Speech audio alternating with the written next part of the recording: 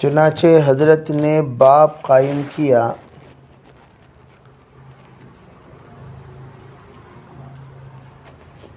جلد کے بارے میں۔ جلد یعنی حکم کیا ہے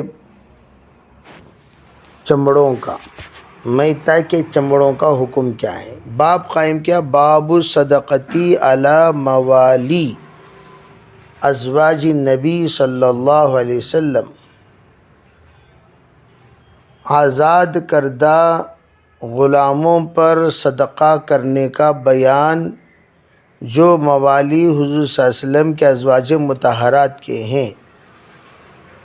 چنانچہ روایت نقل کرتے ہیں آپ نے ایک مردہ بکری کو دیکھا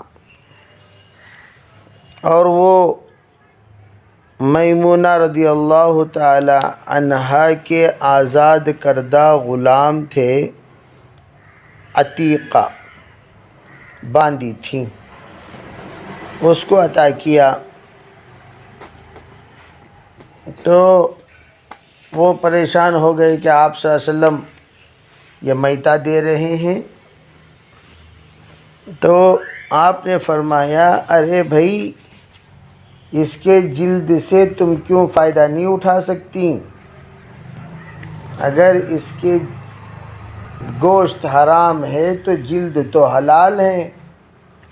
تو پتہ چلا کہ جلد میں حلال حرام کٹ کا اعتبار نہیں ہے۔ جیسے ہم لوگ چمڑا استعمال کرتے ہیں اور چمڑے کے سلسلے میں یہ تحقیق کرنے کی ضرورت نہیں ہے کیا یہ حلال کٹ والا چمڑا ہے یا جھٹ والا چمڑا ہے۔ عربک کٹ اور جھٹ دو چلتے ہیں تو دونوں میں فرق ہے کہ نہیں ہے، تو چمڑے پر اس کا کوئی اثر نہیں ہوتا۔ تو اس لیے حضرت نے یہ کہا هل انتفعتم بجلدها، عربی اس کے جلد سے تم لوگ فائدہ کیوں نہیں اٹھا سکتے؟ مطلب یہ ہے کہ فائدہ اٹھاؤ، فائدہ اٹھاؤ۔ اب رہی بات ان لوگوں کے دماغوں میں یہ بات تھی میت کی ہر چیز میت کے حکم میں ہے، چنانچہ انہوں نے کہا حضور یہ تو میت ہے۔ آپ نے فرمایا ارے گوشت کھانا ناجائز ہے لیکن جو چمڑا استعمال کرنے میں کوئی حرج نہیں ہے، تو چمڑا استعمال کرو۔ تو آپ نے یہ تو مستحقین کے لیے دے سکتے ہیں، کوئی حرج نہیں۔ جی وبه قال حدثنا آدم قال حدثنا شعبة قال حدثنا الحكم عن إبراهيم عن الأسود عن عائشة رضي الله عنها أنها أرادت أن تشتري بريرة للعتق وأراد مواليها أن يشترطوا ولاءها، فذكرت عائشة للنبي صلى الله عليه وسلم فقال لها النبي صلى الله عليه وسلم اشتريها فإنها الولاء لمن أعتق. قالت وأتي النبي صلى الله عليه وسلم بلحم فقلت هذا ما تصدق به على بريرة، فقال هو لها صدقة ولنا هدية. جی باب إذا تحولت الصدقة. وبه قال حدثنا علي بن عبد الله قال حدثنا يزيد بن زريع قال حدثنا خالد عن حفصة بنت سيرين عن أم عطية الأنصارية رضي الله عنها وعنهم قالت دخل النبي صلى الله عليه وسلم على عائشة فقالت هل عندكم شيء؟ فقالت لا إلا شيء، فبعثت به إلينا نسيبة من الشاة التي بعثت لها من الصدقة، فقال إنها قد بلغت محلها. پہلی روایت اور یہ روایت اور اگلی روایت یہ سب تحولت صدقہ کے ہی تحویل میں ہے۔ جب صدقہ بدل جائے، جب صدقہ کی تملیک ہو جائے تو اس کا حکم بھی بدل جاتا ہے۔ حضرت عائشہ رضی اللہ تعالی عنہ کے موالیات میں سے حضرت بریرہ بھی ہیں، یعنی آزاد کردہ باندی۔ آپ نے فرمایا اس کو خریدو اور آزاد کر دو، اس لیے کہ جب کوئی اس کے وراثت کے مال اگر ہو تو وہ آزاد کرنے والوں کو ضرور ملے گا. آپ نے بھی مسئلہ بیان کیا.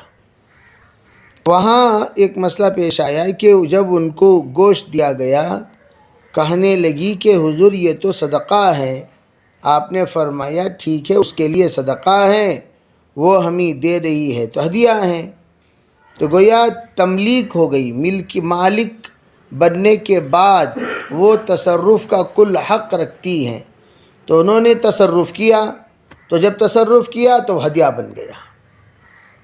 اسی طرح اگلی روایت دیکھیے، ام عطیہ انصاریہ داخل ہو رہی ہیں حضور کے خدمت میں. آپ علیہ السلام تشریف لائے ان کے گھر، حضرت عائشہ کے پاس. پوچھا کچھ ہے؟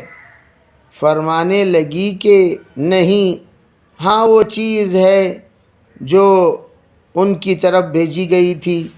بعثت به الینا نصیبۃ من الشاۃ، بس تھوڑا سا گوشت کا ٹکڑا ہے جو ہماری طرف بھیجا گیا ہے، وہ ٹکڑا باقی ہے. اور وہ وہی ٹکڑا ہے جو صدقے میں سے آپ نے ام عطیہ کی طرف روانہ فرمایا تھا. آپ نے فرمایا انہا قد بلغت محلہا، جہاں پہنچنا ہے وہاں وہ چیز پہنچ چکی ہے، زکوٰۃ کے شکل میں، صدقے کی شکل میں. اب وہ دے رہی ہے تو وہ ہدیے کی شکل میں آ رہی ہے، تو اس میں کیا حرج ہے؟ تو اس سے پتہ چلا ملکیت کے بدلنے سے حکم بدل جائے گا.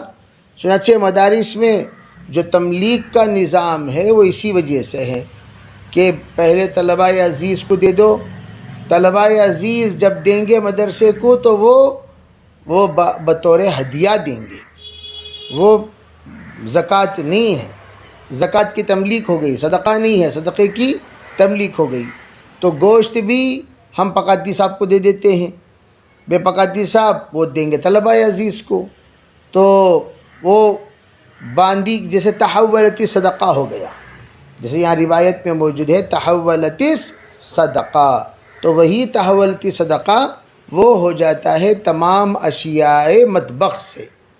تو یہ تحولت یہ اللہ کے رسول کے زمانے ہی سے چلتی ہوئی آ رہی ہے، اور حضور کے زمانے میں یہ سلسلہ جو واقع، اور حضور سے بڑھ کر پاک انسان کون ہو سکتا ہے بتائیے. اور حضور بعد از تحویل نوش فرما رہے ہیں. جب حضور نوش فرما رہے ہیں دیگر لوگوں کو نوش فرمانے میں کیا حرج ہے؟ جب حضور خود نوش فرما رہے ہیں، جبکہ آپ نے پہلے ہی بتایا کہ صدقے کا مال کس کو جائز نہیں ہے؟ آل محمد کو جائز نہیں ہے. ما یذکر فی صدقتی للنبی صلی اللہ علیہ وسلم و آلہ، جسے گزرا باب کہ بالکل آپ نے فرمایا کہ بھئی نہیں یہ تو بالکل جائز نہیں ہے. اما شعرت انا لا ناکل صدقہ، آپ نے فرمایا تھا نہیں فرمایا تھا؟ ارے بھئی تملیک کے بعد جب مال آ جاتا ہے اس میں شبہ اللہ کے رسول صلی اللہ علیہ وسلم نہیں ہونی چاہیے، اس لیے کہ وہ صدقہ فقد بلغت منزلہا یا محلہا، پہنچنے کے بعد حکم بالکل بدل جاتا ہے، وہ چیز پاک ہو جاتی ہے. جی. وبه قال حدثنا يحيى بن موسى قال حدثنا وكيع قال حدثنا شعبة عن قتادة عن انس رضي الله عنه ان النبي صلى الله عليه وسلم اتي بلحم تصدق به على بريرة فقال هو عليها صدقة وهو لنا هدية. فقال ابو داود انبأنا شعبة عن قتادة سمع انسا عن النبي صلى الله عليه وسلم. باب اخذ الصدقة من الاغنياء وترد في الفقراء حيث كانوا. وبه قال حدثنا محمد بن مقاتل قال اخبرنا عبد الله قال اخبرنا زكريا بن اسحاق عن يحيى بن عبد الله بن سيفي عن ابي معبد مولى بن عباس عن ابن عباس رضي الله عنهما وعنهم قال قال رسول الله صلى الله عليه وسلم لمعاذ بن جبل حين بعثه الى اليمن انك ستاتي قوما اهل الكتاب فاذا جئتهم فادعوهم الى ان يشهدوا ان لا اله الا الله وان محمدا رسول الله فانهم اطاعوا لك بذلك فاخبرهم ان الله قد افترض عليهم 5 صلوات في كل يوم وليله فانهم اطاعوا لك بذلك فاخبرهم ان الله قد افترض عليهم صدقه تؤخذ من اغنيائهم وترد على فقرائهم فإنهم أطاعوا لك بذلك فإياك وكرائم أموالهم واتق دعوة المظلوم فإنه ليس بينه وبين الله حجاب. جی یہ تو روایت گزر چکی ہے بھائی. جی. باب صلاة الإمام ودعائه لصاحب الصدقة. جی وقوله تعالى خذ من أموالهم صدقة تطهرهم وتزكيهم بها وصل عليهم. وبه قال حدثنا حفص بن عمر قال حدثنا شعبة عن عمرو بن مرة عن عبد الله بن أبي أوفى رضي الله عنهما وعنهم قال كان النبي صلى الله عليه وسلم إذا أتاه قوم بصدقتهم قال اللهم صل على آل فلان فأتاه أبي بصدقته فقال اللهم صل على آل أبي أوفى. باب صلاة الامام و دعائه لصاحب الصدقہ. اس سے پہلے باب گزرا باب اخذ صدقتی من الاغنیاء و ترد فی الفقراء یا علی الفقراء حیث کانوا. اسے پتہ چلا صدقہ لے کر ہمیں جانا پڑے گا، جہاں محتاج ہے وہاں جانا پڑے گا. محتاجوں کو اپنے پاس بلانا منع ہے. وہ آ رہے ہیں وہ الگ بات ہے، لیکن ہم ان کو بلانا مناسب نہیں ہے. جیسے بعض لوگوں کی عادت پڑ گئی کہ فلاں دن فلاں گھر میں زکوٰۃ تقسیم کیے جائیں گے، چاول کی شکل میں یا کپڑے کی شکل میں ٹوکن دے دیتے ہیں، اور یہ بھیڑ لگی رہتی ہے. بیچارے غربا آ کر گھروں کے سامنے ایک بھیڑ جمع کر لیتے ہیں اور روڈ وغیرہ بلاک کر لیتے ہیں. یہ طریقہ نہیں ہے زکوٰۃ تقسیم کا. زکوٰۃ آپ ان کے منزل پر پہنچنے کیوں کہا گیا؟ ایک بڑا مجمع وہ ہے جو محتاج ہے، وہ گھر سے نکلتا نہیں. جیسے کہ گزرا صبح لا یسألون الناس الحافا، وہ سوال نہیں کرتے، وہ آتے نہیں جاتے نہیں. بعض لوگ ہوتے محتاج ہوتے، آپ جب تک پہنچیں گے نہیں ان کے گھر، آپ ان کے احوال سے کیسے واقف ہوں گے؟ آپ کو کیسے پتہ چلے گا وہ کس پوزیشن میں ہے، کس حال میں ہے؟ تو آپ جائیں گے تو آپ کے اندر ہمدردی پیدا ہوگی اور آپ کو خود خوشی ہوگی، ہاں بھئی ہم نے صحیح جگہ پر اپنا مال لگایا. تو اس لیے دینے والوں سے کہا جاتا ہے آپ یہاں آ کر دیجئے، تاکہ آپ کو پتہ چلے کہ کیا ضرورت ہے کیا ضرورت نہیں. بھئی مال صحیح استعمال ہوا کہ نہیں ہوا؟ کہیں پڑا ہوا ہے مدرسہ، کہیں سے آپ مال بھیج رہے ہیں، مدرسے کو آپ دیکھے ہی نہیں، آپ کو پتہ کیا چلے گا؟ بھئی ہر چھوڑو کے ساتھ اس کو بھی چھوڑو سمجھ جاؤ گے. ارے بھئی کوئی پکڑو بھی تو ہوتا ہے. تو اس کا بھی اندازہ لگانا چاہیے کہ بھئی آپ کو یہاں فقراء کے پاس جہاں مصرف زکوٰۃ ہے، مصارف زکوٰۃ، خود پہنچنا چاہیے. یہی اصل اصول بھی ہے. یہی فرمایا کہ خود پہنچے حیث کانوا، اور یہاں آگے جب کوئی دے تو ہم ان کو دعا بھی دے دیا کریں صاحب صدقہ کو، اس لیے کہ بھئی اسے دعا اس بات پر دیں کہ اللہ تعالیٰ اس کے صدقہ قبول فرمائے، اس کے حاجت قبول فرمائے. اور اللہ اس کے جذبات، آج کل زکوٰۃ کا صحیح استعمال کرنا یہ بھی بہت بڑی عبادت ہے.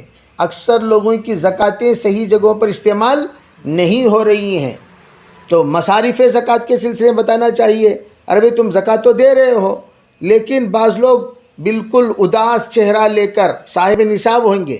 کتنے ایسے فقراء ہیں جن کے اپنے اپنے علاقے میں 2-2 3-3 بلڈنگیں ہیں، اور لیکن وہ اسی اداسی کے ساتھ آ کر کھڑے ہوں گے، اور آپ ان کے ظاہری شکل کو دیکھ کر آپ نے عنایت فرما دیا. حقیقت میں وہ محتاج نہیں ہے، وہ سائلین ہیں جو مال بڑھانے کے لیے سوال کرتے ہیں، جس روایتوں میں بات گزری. چنانچہ دیکھیے خذ من اموالہم صدقہ، کیوں؟ تطہروا، تاکہ آپ ان کو پاک کریں، وتزکیہم، اور آپ ان کو مزکا کر دیں. کیا کس اعتبار سے؟ گناہوں سے بھی پاک ہو جائے، دل بھی ان کا صاف ہو جائے. تو یہ اگر وہ لوگ صدقہ لا کر دے دیں، آپ ان کے حق میں صلی علیہم، رحمت کی دعا بھی کیجئے. آپ کے طرف سے اللہ تعالیٰ برکت نصیب فرمائے. بھی آپ نے دعا فرما دیا تو کیا ہوگا؟ ان صلاتک سکن لہم، ان کے لیے سکون کا سبب بنے گا، سکون کا سبب بنے گا، ایک تسکین کا سبب بنے گا.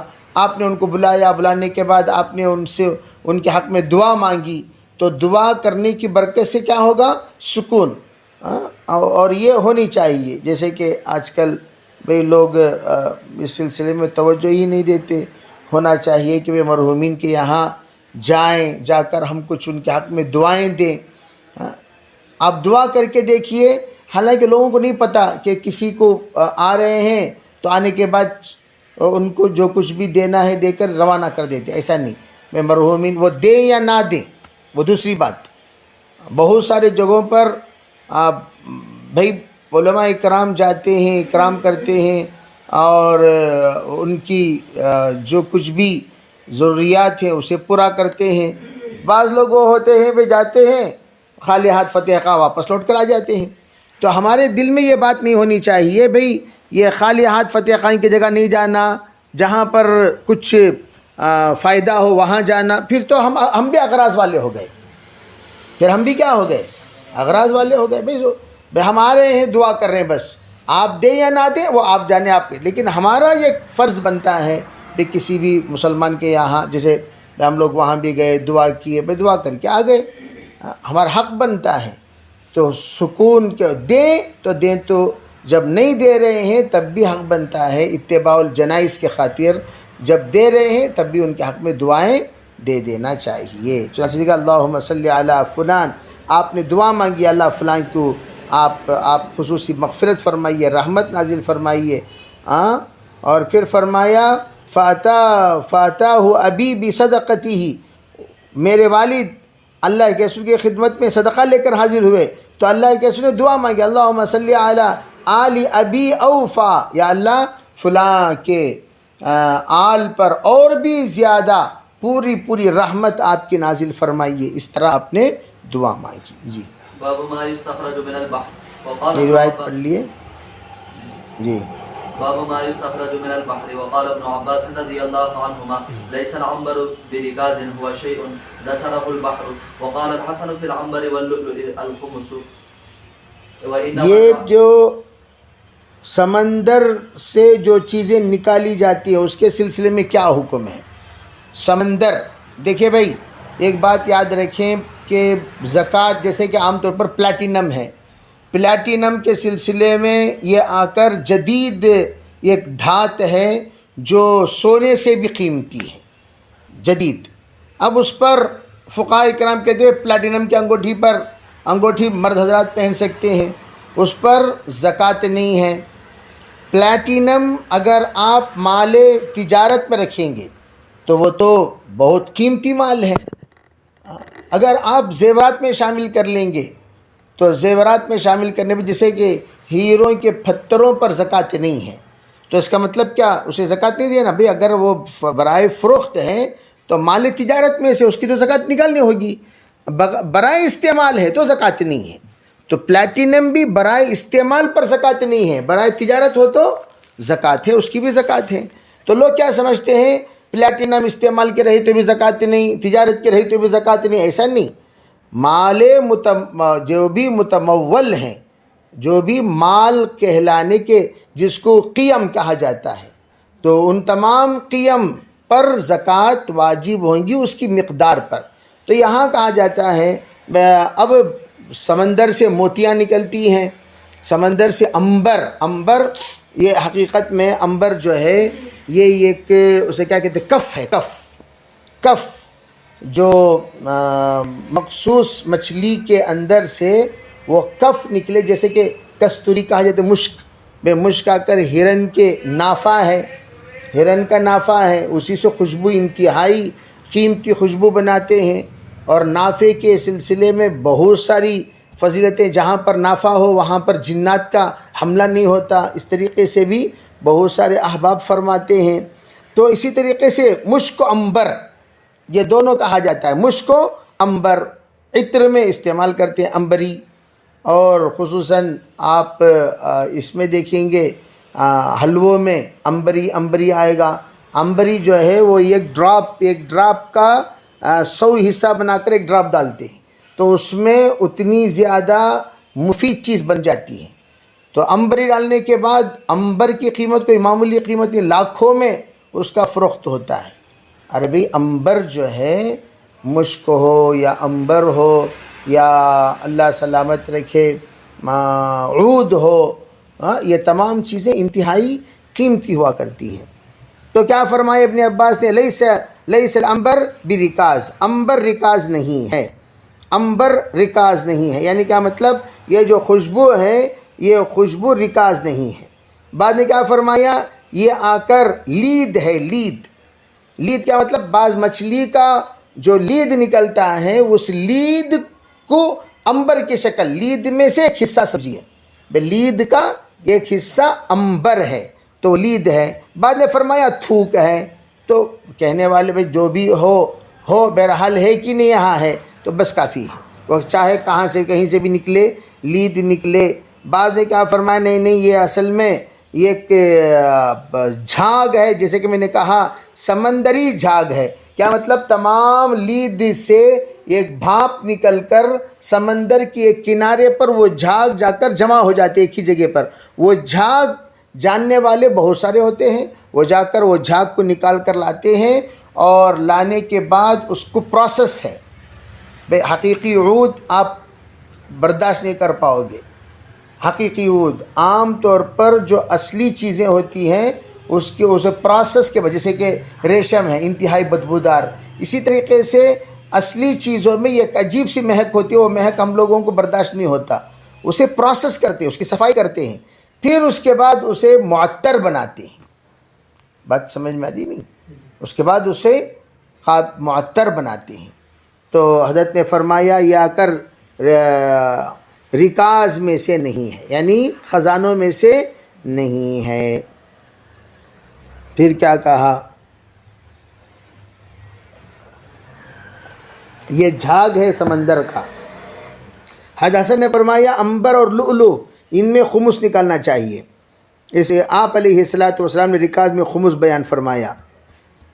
لیس فی الذی یصاب فی الماء، فرمایا اس کے علاوہ جو بھی زمین کے اندر پائے جائیں ان تمام چیزوں میں کوئی چیز نہیں ہے۔ تو یہ بات ہے جی۔ وإنما جعل النبي صلى الله عليه وسلم في الركاز الخمس ليس في الذي يصاب في الماء. وقال الليث حدثني جعفر بن ربيعة عن عبد الرحمن بن هرمز عن أبي هريرة رضي الله عنه عن النبي صلى الله عليه وسلم أن رجلا من بني إسرائيل سأل، یہ جو فتویٰ ہے لیس فی الذی یصاب فی الماء، یہ امام بخاری کا فتویٰ ہے، امام بخاری کا قول۔ وہ آ کر حضور کے قول میں آپ شامل نہ کر لیں، یہ آ کر امام بخاری کہتے ہیں کہ جو بھی پانی میں پائے جائیں ان میں کوئی چیز نہیں ہے جی۔ أن رجلا من بني إسرائيل سأل بعض بني إسرائيل أن يسلفه 1000 دينار فدفعها إليه، فخرج في البحر فلم يجد مركبا فأخذ خشبة فنقرها فأدخل فيها 1000 دينار فرمى بها في البحر، فخرج الرجل الذي كان أسلفه فإذا بالخشبة فأخذها لأهله حطبا، فذكر الحديث فلما نشرها وجد المال۔ کہتے ہیں آپ کے سامنے ایک ذکر ہوا، آپ نے فرمایا کہ ایک آدمی بنی اسرائیل کا، وہ سأل بعض بنی اسرائیل سے مانگتا رہا بیچارہ، کہ وہ یوں کہتا رہا کہ ان یسلفہ 1000 دینار، کہ وہ اسے 1000 قرض دے دیا جائے، قرض کے طور پر 1000 دینار دیا جائے۔ فدفعها الیہ، چنانچہ اس کو دیا گیا، عطا ہوا، کہیں سے بھی عطا ہوا ہو۔ تو اس نے جب وہ لے لیا تو لینے کے بعد وہ سمندری راستے سے نکلا تو کوئی سواری اسے نہیں ملی، تو وہ ایک لکڑی لیا اور اس میں وہ تمام دینار ڈال دیا، جسے بانسا ہوا کرتا ہے، بانسا ڈال دیا، اسے کھود کر درمیان میں سوراخ بنا کر پورے بھر دیا۔ فَأَدْخَلَ فِيهَا 1000 دینار، پورے دینار کو رکھ دیا اور سمندر میں پھینک دیا۔ اور جس کو دینا تھا، خرج الرجل الذی کان اسلفہ، جس نے اسے قرض دیا تھا وہ آدمی اسے پھر حاصل کر لیا اسی سمندر سے، اسی خشبہ سے۔ تو جب لیا وہ لکڑی جب ملی اس کو، جب نکالا تو کیا دیکھتا ہے، فَأَخَذَهَا لِأَهْلِهِ حَطَبًا، چلو لکڑیاں جمع کر رہا تھا، ان لکڑیوں میں یہ بھی ایک لکڑی شامل ہو گئی۔ جب وہ شخص پہنچا تو کیا دیکھتا ہے کہ پورا مال جو کچھ بھی اس کا دیا تھا قرض کے طور پر، وہ مال اسی کو واپس دوبارہ مل گیا۔ تو یہ حدیث اصل میں آپ علیہ السلام اس لیے ارشاد فرماتے ہیں کہ یہ ایک انسان اگر کوئی پاک دل کے ساتھ، صاف دل کے ساتھ اگر کسی کی مدد کرتا ہے تو اللہ تعالیٰ بھی ضرور اس کی مدد کرے گا، بشرطے کہ یقین ہو اللہ کی ذات پر۔ اللہ تعالیٰ کسی بندے کی محنت کو ضائع نہیں کرتا، اللہ ضرور اسے عنایت فرما دیتے ہیں۔ چنانچہ یہاں دیکھیے وہ بندے کو جو اس نے عطا فرمایا اس کا مال اسے دوبارہ مل گیا۔ جی باب في الركاز الخمس. وقال مالك وابن إدريس الركاز دفن الجاهلية في قليله وكثيره الخمس وليس المعدن بركاز. وقد قال النبي صلى الله عليه وسلم في المعدن جبار وفي الركاز الخمس. وأخذ عمر بن عبد العزيز من المعادن من كل 200 5. وقال الحسن ما كان من ركاز في أرض الحرب ففيه الخمس وما كان من أرض السلم ففيه الزكاة. وإن وجدت لقطة في أرض العدو فعرفها فإن كانت من العدو ففيها الخمس. وقال بعض الناس المعدن ركاز مثل دفن الجاهلية لأنه يقال أركز المعدن إذا أخرج منه شيء قيل له فقد يقال لمن وهب له شيء أو ربحا كثيرا أو كثر ثمره أركست ثم ناقضه وقال لا بأس أن يكتمها ولا يؤدي الخمس. وبه قال حدثنا عبد الله بن يوسف قال أخبرنا مالك عن ابن شهاب عن سعيد بن المسيب وعن أبي سلمة بن عبد الرحمن عن أبي هريرة رضي الله عنه أن رسول الله صلى الله عليه وسلم قال العجماء جبار والبئر جبار والمعدن جبار وفي الركاز الخمس. رکاز کے سلسلے میں کچھ ائمہ کے اقوال ہیں۔ رکاز ہر اس چیز کو کہا جاتا ہے جو بھی زمین میں دفن کی گئی ہو، وہ تمام چیزوں کو رکاز ہی کہتے ہیں۔ اور کنز کے معنی کیا ہیں؟ کنز بھی اسی میں شامل ہیں، کنز بھی مدفونہ خزانے کو کنز کہا جاتا ہے۔ البتہ معدن کے سلسلے میں اختلاف ہے، معدن رکاز میں شامل ہے یا نہیں، اس میں اختلاف ہے۔ امام شافعی امام مالک فرماتے ہیں معدن رکاز میں شامل نہیں ہے، اس لیے معدن پر کوئی زکوٰۃ واجب نہیں ہے، یہ فرماتے ہیں معدن میں کوئی زکوٰۃ واجب نہیں ہے۔ جی السلام علیکم۔ اور امام اعظم امام احمد بن حنبل رحمہ اللہ یہ فرماتے ہیں معدن رکاز میں شامل ہے، زکوٰۃ کی طرح جیسا رکاز میں زکوٰۃ ہے اسی طریقے سے رکاز کی طرح معدن میں بھی زکوٰۃ واجب ہے، یہ فرماتے ہیں۔ یہ چھوٹا سا اختلاف ہوا۔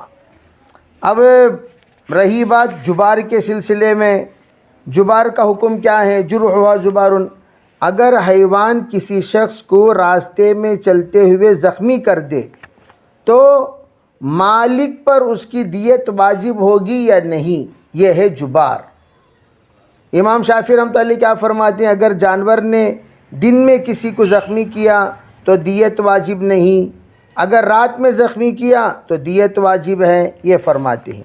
امام اعظم رحمۃ اللہ علیہ فرماتے ہیں کہ حیوان کے ساتھ سائق ہے یا نہیں دیکھا جائے گا، اگر سائق نہیں ہے تو ضمان نہیں آئے گا، اگر سائق ہے تو اس کی غفلت کی وجہ سے ضمان آئے گا۔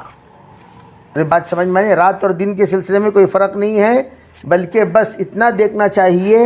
امام صاحب رحمۃ اللہ فرماتے ہیں سائق ہے یا نہیں، ہے تو ضمان ہے، نہیں ہے تو ضمان نہیں، چاہے رات ہو یا دن۔ امام شافعی رحمۃ اللہ علیہ کا کہنا یہ ہے کہ اگر دن میں ہے تو دن میں مالک کے ذمے ہے کہ اس کی حفاظت کرے، اس کی دیکھ بھالی کرے، اس لیے وہ کہتے ہیں کہ اس کے اوپر دیت ہے، جو نقصان ہوگا اتنے نقصان کے برابر دیت دینا پڑے گا، یہ کہا جاتا ہے۔ جی پڑھ لیجئے۔ باب قول اللہ تعالی والعاملین علیہا، ایک منٹ۔ باب قول اللہ تعالی والعاملین علیہا ومحاسبة المصدقین مع الامام وبه قال حدثنا يوسف بن موسى قال حدثنا أبو أسامة قال حدثنا هشام بن عروة عن أبيه عن أبي حميد الساعدي قال استعمل رسول الله صلى الله عليه وسلم رجلا من الأسد على صدقات بني سليم يدعى ابن اللتبية فلما جاء حاسبه. یہ روایت 925 پر گزر چکی ہے. امام بخاری رحمۃ اللہ علیہ نے یہاں آخر میں اصول کرنے والوں کے سلسلے میں ذکر فرمایا. پہلے تو یہ بیان کیا ہے کہ کون سی چیزوں پر زکوٰۃ ہے، کون سی چیزوں پر زکوٰۃ دینا واجب ہے، کس کس پر نہیں. پھر کہا کہ جو اصول کرنے والے ہوتے ہیں ان کو اس کا علم ہونا چاہیے کہ کب زکوٰۃ کون سی چیز میں کتنا اصول کرنا چاہیے. چنانچہ فرمایا قرآن پاک میں مصارف زکوٰۃ میں عامل جو لوگ زکوٰۃ اصول کرتے ہیں ان کو بھی آپ زکوٰۃ دے سکتے ہیں. لیکن ایک چیز اس میں یاد رکھنے کی ہے، جیسے روایتوں میں بات آئے گی کہ جس کے طرف سے زکوٰۃ وصولی کے لیے گئے ہیں ان کے طرف سے جانے کے بعد کوئی بھی ہدیہ قبول نہیں کرنا چاہیے. اس لیے کہ مثال کے طور پر آپ بیت المال کی طرف سے زکوٰۃ وصول کرنے گئے تو وہ بیت المال کا ایک نمائندہ ہے، بیت المال کا ایک ایلچی ہے، ایک ترجمان ہے. آپ کو جو کچھ بھی اکرام کیا جائے گا یا بیت المال کی طرف سے اکرام کیا جائے گا، آپ کو جو کچھ بھی احترام کیا جائے گا وہ بیت المال کی طرف سے کیا جائے گا، اور آپ کو جو کچھ دیا جائے گا وہ بیت المال کی نسبت سے دیا جائے گا، اسے لا کر بیت المال ہی میں جمع کر دینا پڑے گا. ہاں آپ انفرادی طور پر جا رہے ہیں، آپ کو کسی نے عطا کیا تو وہ آپ رکھ لے سکتے ہیں، اس میں بیت المال کا کوئی حصہ نہیں ہوتا. اللہ کے رسول علیہ السلام نے اس کو بڑی ناراضگی کے ساتھ وصول کرنے پر آپ نے اظہار خیال فرمایا تھا کہ اگر وہ اکیلا جاتا تو کون دیتا. تو اسی طریقے سے یہاں آپ فرماتے ہیں جب فلما جاء حاسبہ، جب وہ واپس آئے تمام چیزیں وصول کرنے کے بعد باقاعدہ ان سے محاسبہ لیا گیا. بتاؤ بھئی کہاں کہاں کیا کیا چیزیں وصول کیے، محاسبہ. اسی لیے باب باندھ رہے ہیں وہ محاسبۃ المصدقین مع الامام، امام کے ساتھ تمام صدقے جتنے بھی وصول کرنے والے ہیں ان کا محاسبہ بھی ہوگا، جو صدقہ دیے ان کا بھی محاسبہ ہوگا، دینے والوں کو بھی محاسبہ. بھئی آپ پر اتنی زکوٰۃ فرض ہے، آپ نے کتنا دیا، دینے والوں کو محاسبہ، لینے والوں کو محاسبہ، آپ نے کس کس کے پاس کتنا لیا. اس لیے کہ حضور کے زمانے میں ایسا 10 مصارف نہیں رہتے تھے، بھئی یہاں بھی دیا وہاں بھی دیا وہاں بھی دیا، ویسا نہیں، ایک ہی مصرف. حضور علیہ السلام کا جو بیت المال ہوتا تھا اسی بیت المال میں سب جمع کرنا تھا. تو اس لیے جتنے زکوٰۃ دینے والے ہیں وہ صرف ایک مصرف کو زکوٰۃ دیں گے، بیت المال کو، پھر بیت المال سے ڈسٹریبیوٹ ہوگا پورے عالم میں جہاں جہاں بھی دینا پڑے گا. تو اس لیے جو دیے ہیں ان کا بھی حساب ہوگا، پھر سب کچھ دے دیے نہیں دیے، جو لیے ہیں کس کس سے لیے ان کا بھی حساب لیا جاتا تھا. جی. باب استعمال ابل الصدقه والبانها لابناء السبيل. وبه قال حدثنا مسدد قال حدثنا يحيى عن شعبة قال حدثنا قتادة عن انس رضي الله عنه ان اناسا من عرينة اجتووا المدينة فرخص لهم رسول الله صلى الله عليه وسلم ان يأتوا ابل الصدقة فيشربوا من البانها وابوالها فقتلوا الراعي واستاقوا الذود فارسل رسول الله صلى الله عليه وسلم فأتي بهم فقطع ايديهم وارجلهم وسمر اعينهم وتركهم بالحرة يعضون الحجارة. تابعه ابو قلابة وثابت وحميد عن انس. آپ علیہ السلام نے صدقے کے اونٹوں پر ایک عامل مقرر فرمایا. عامل کے معنی یہاں یہ کہ وصول کرنے کے بعد اس کے تحفظ کا نظام بنانا. ابھی اس زمانے میں بکریاں وصول ہوتی تھیں، گائیں وصول ہوتی تھیں، اونٹ وصول ہوتے تھے. یہ تمام جتنے زکوٰۃ کے وصول کردہ جانور ہیں وہ سب لا کر ایک باڑ میں ایک باؤنڈری میں ڈال دیا جاتا تھا، اور اس میں ایک راعی متعین فرما دیتے، ارے بھئی تم اس کی نگرانی کرو. اب وہ بیچارہ جو نگرانی کرنے کے لیے ہوتا تھا اسے جو لوگ مصارف زکوٰۃ کے مستحق ہوتے ہیں ان کو اس کا دودھ نکال کر پلایا جاتا تھا. جیسے مسافرین ہیں، جیسے یہاں جتنے لوگ آئے ہیں وہ سب کے سب مصارف زکوٰۃ کے مستحق ہیں، تو ان کو جو زکوٰۃ کی اونٹنی ہے اس میں سے دودھ نتھار کر پلایا جاتا تھا، اور وہ تفصیلات اس سے پہلے گزر چکے ہیں. اسی طریقے سے جتنے بھی مسافرین ہیں وہ بھی مصارف زکوٰۃ میں سے ہیں، ان کو بھی وہ تمام چیزوں کا نتائج استعمال کرایا جا سکتا ہے، کیا جا سکتا ہے. جی. باب وسم الإمام إبل الصدقة بيده. وبه قال حدثنا إبراهيم بن المنذر قال حدثنا الوليد قال حدثنا أبو عمرو قال حدثني إسحاق بن عبد الله بن أبي طلحة قال حدثني أنس بن مالك قال غدوت إلى رسول الله صلى الله عليه وسلم بعبد الله بن أبي طلحة ليحنكه فوافيته في يد الميسم يسم إبل الصدقة. یہ امام جو بھی امام المؤمنین ہوں گے، امیر المؤمنین ہوں گے، وہ زکوٰۃ کے مال کو ایک نشانی لگائیں گے. جتنے جانور ہوں گے زکوٰۃ کی اس پہ نشانی کیا لگائیں گے؟ کان تھوڑا سا کاٹ دیں گے یا سوراخ مار دیں گے، یعنی تو اس جانور پر لوہا تھوڑا سا گرم کر کے ایک ایکس مار دیں گے، پلس مار دیں گے، نشانی لگا دیں، کہیں نہ کہیں کر دیں گے. اس کو کہتے ہیں کئی. تو کئی لگا دیا جاتا تھا. تو اس طریقے سے لگانے کا منشا کیا ہے؟ تاکہ زکوٰۃ کا مال عام مالوں میں خلط ملط بھی ہو جائے تو نکالنے میں آسانی ہوگی، ورنہ تو تمام اونٹ ایک اونٹ کے ساتھ مل گئے تو پھر زکوٰۃ کا مال بھی گم ہو جائے گا. ہر ایک کہے گا بھئی میرے مال میں 50 تھا، تو وہ کہہ دے گا بھئی 100 تھا، تو پھر وہ 100 جانور 50 جانور غائب ہو گئے زکوٰۃ کے. تو اس لیے زکوٰۃ کا مال جو ہی آئے اس میں ایک نشانی لگا دی جاتی تھی، اور خود امام صاحب لگا دیتے تھے اپنے ہاتھوں سے یا اپنے حکم سے. تو چنانچہ یہاں اسی کو فرمایا آپ علیہ السلام کے زمانے میں یہ عمل ہوتا تھا کہ جس وقت میں ہم لوگ زکوٰۃ کا مال لے کر پہنچ جاتا. حضرت انس فرماتے ہیں کہ عبداللہ ابن ابی طلحہ ان کو کہا گیا لیحنکہ کہ تم اس کو نشانی لگا دو. تو انہوں نے اپنے ہاتھوں سے نشانی لگائی صدقے کے اونٹنیوں پر.